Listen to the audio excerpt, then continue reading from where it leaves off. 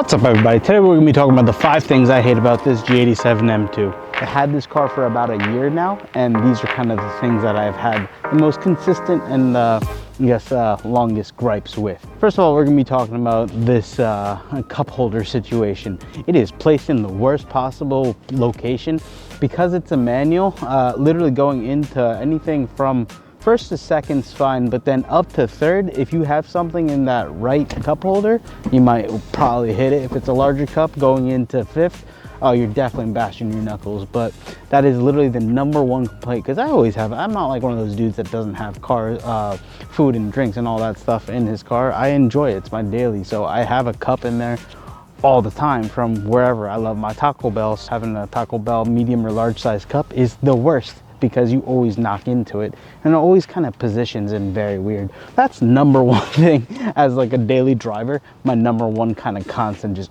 so that's #1. #2 is gonna be the climate control through the touch screen. Man, oh man, I hate this with a passion. Having to go through and touch the little button and for climate control and then adjust whatever you want to adjust other than kind of temperature is very annoying, especially if you want to turn on your heated seat space. You don't get cooled seats, so that's a whole kind of different topic. But yeah, no cooled seats. But on the original kind of #2, the fact that these seats are, the heat control is controlled through the touchscreen, and the rest of the climate control through the touchscreen, worst thing in the world. But yeah, that's #2. #3 is gonna be something that can be fixed from factory, something that can be fixed aftermarket, and that's what we went ahead and did. Was that the valves don't open up fully. I forget the exact numbers. I've heard so many different things, and in the comments of my past videos, people have said different numbers. So the numbers right there are the numbers, I guess, that I've at this point today believe to be true. So the fact that you have to get a separate valve controller to actually open up these valves to hear everything that this exhaust has to deliver, very annoying. So wake your cars up, get these valve controllers. I know Mad makes a real nice one. I have this SST one, very good. Get it, you have to, because these cars definitely wake up. Literally, you hear them wake up once you get these valve controllers. Next, oh my goodness, is man, oh man. I don't know if you can see it right now, but the brake, I just washed this car. This morning, I've driven all of less than a mile to get to this spot right here. And these brakes are already dusty and grimy, and they're the worst brake dust in the world. So far, in my world at least. So man, oh man, I hate that so much with a passion, because you wash it 30 seconds, 30 feet down the road, and they end up all brown again. So hate those. I know there's solutions. You can get aftermarket brake pads and stuff like that, but once again, aftermarket got you, but from OEM, I hate that so much. Next one. People have their own opinions, just like everything else. Mine is this front grille right here. So I have this mesh that I made and I installed, and it's working great as far as protecting my coolers down there. I understand the bottom one is for the oil, the back one's for AC, but yeah, that's kind of gripe that I have. If you have such important radiators and cooling components down there, why is it not covered? Why is it so exposed? So right off the bat, once again, aftermarket got you, but, or in this case, Adapted AutoWorks got you, and go pick up a set or DM me on Instagram and we'll get you hooked up right. So that's another thing, another gripe. Once again, another one that we have fixed. I guess we'll have a #6. This car's heavy. This car is heavy, so much leather and padding and sound deadening, heavy, and you feel it.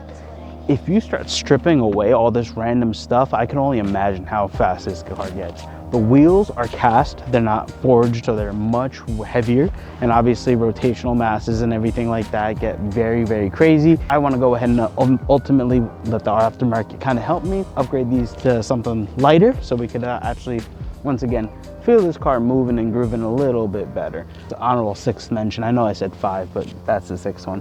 And then we have a couple honorable mentions. I'm just gonna rattle these off just because kind of gotten a little extensive with this list at this point. No auto start on the manuals, no key card entry on the manuals, which kind of makes sense. You don't want these cars just to fly. So no 360 cam. Honestly, that one, I wrote this list a couple weeks ago. I put this car in for service and they gave me the i5 with all those features and everything. Didn't use any of them and I kind of hated it. So that one I take back. No 360 cam, I don't care about. The bucket's no longer in a package, man. You're charging $10,000 for a package. Just get one option. I spend $10,000 in a package. Man, get out of here. And then now, with the 2024s later on in the 2025s, you can just get them whenever you want. So, yeah, that's a little bit of a kind of a peeve of mine. But yeah, so that's another one. Let's keep going down this list because I do have a few. I love this car. Don't let this list confuse you. So the touchscreen, lots of fingerprints, man, oh man. It's touch, wipe. That's what you have to do. Otherwise, it's gonna be nasty. And kind of mentioned the next one, wheels are cast, not forged. Ultimately, it just kind of slows everything down. You could take care of that with a lot of these other ones through the aftermarket. No all-wheel drive option. Let's see if that ever happens. I don't think it's ever going to happen these days. That's the way that things are looking. But yeah, no all-wheel drive option. But if you really want the all-wheel drive, go for an M3 or an M4. I guess that is a business decision at the end of the day. Quality control, yeah, a little iffy. Some panels are iffy, and then the paint is a little softer than I'm usually used to. The Audi Daytona Pro Metallic was a very thick paint, I guess, and it was very hard compared to this paint. Lots of chips, lots of things and all that stuff. So I don't know if I'm keeping this car forever. So for me, PPF wasn't necessarily the obvious move, but going forward, I think I am doing PPF on all new cars because, yeah, I'm regretting it a little bit. So like I said, a lot of solutions exist for a lot of these problems that I listed off. So Beamer Code can fix a lot of these issues. One of the honorable mentions is that the rear, when you're in reverse, that mirror over there likes to show you the floor for some reason. I don't understand why you're looking at the floor and not your surroundings behind you, but you can fix that with Beamer Code. And then ambient light colors around. We have so many different ambient light colors, but apparently they're only the specific ones that BMW wants you to have, and red is not one of those colors. So that's a very annoying thing, but you can fix that with Beamer Code, like I said. The valve controllers, like I said, can always kind of wake up these cars. The brake pads can be swapped. PPF, it is what it is. I was planning on doing the Agile bumper, and then I was considering potentially doing the PPF on that, but Agile bumper is not for me. I don't know if it's for you. Let me know down in the comments. The other one is buckets. I can buy buckets from somebody else, but also I can not and just save my money. So people are asking way too much money for buckets, and I'm not spending anywhere more than I'm not spending anywhere more than $4,500. Whatever the option costs, I'm not spending any more than that because I don't need them that badly. And then one thing that I really do like, and I saw in another buddy's car the other day, was he put a screen protector over. It's like a matte screen protector that you can kind of put over the LCD and kind of protect from glare and from fingerprints. So that's kind of a nice thing to have. So those are a lot more than 5 things, but those are the gripes that I have with this car. Pretty comprehensive list, and there's a couple other things I'm sure that I could pop up of, but if they didn't make the list, it's really, I was trying to really kind of figure everything out and trying to get everything kind of onto the page, so to speak.